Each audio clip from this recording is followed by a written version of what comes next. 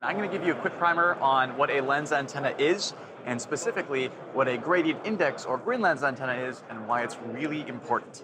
Okay, and we in eWorld, we are at the AOC, Association of Old Crows,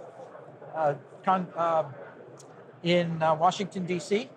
And Nicholas, not too many of our readers, I think, and not too many people really know what a lens antenna is. Right. So can you explain the concept behind it?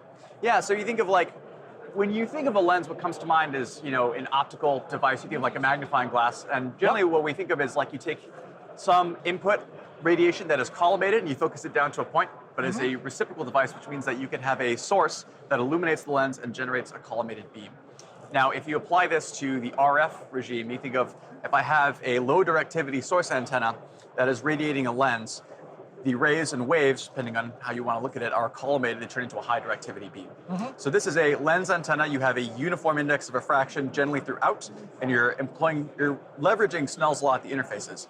Now, this is great for a single beam, but you have very few degrees of freedom. What you can do instead is you can use a gradient index or grid lens, where now you have a spatially varying index of refraction.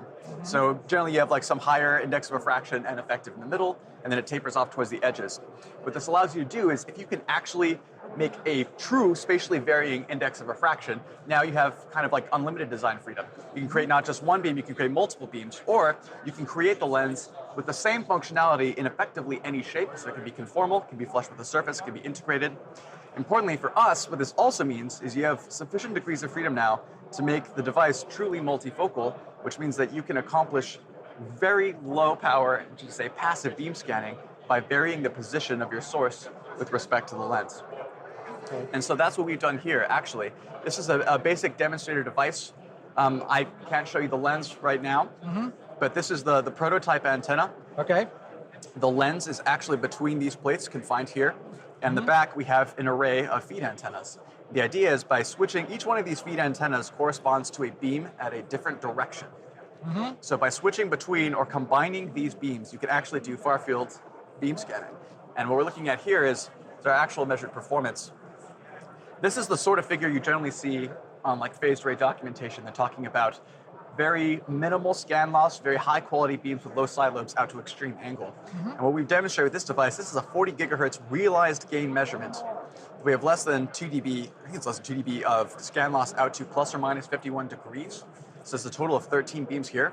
I've included here the traditional like cosine to the 1 scan loss envelope. We're actually beating that with a cosine to the 0.7 scan loss envelope. Okay. Now, you've got some materials over here, and I assume these are samples of a lens.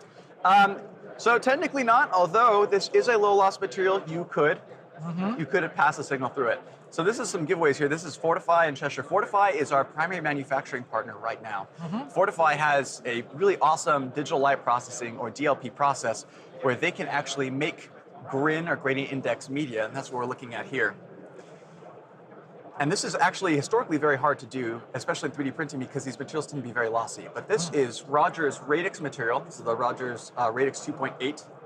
And it has very, very low loss tangent and a very fine control of the dielectric constant, which is consistent with basically all of Rogers PCB products.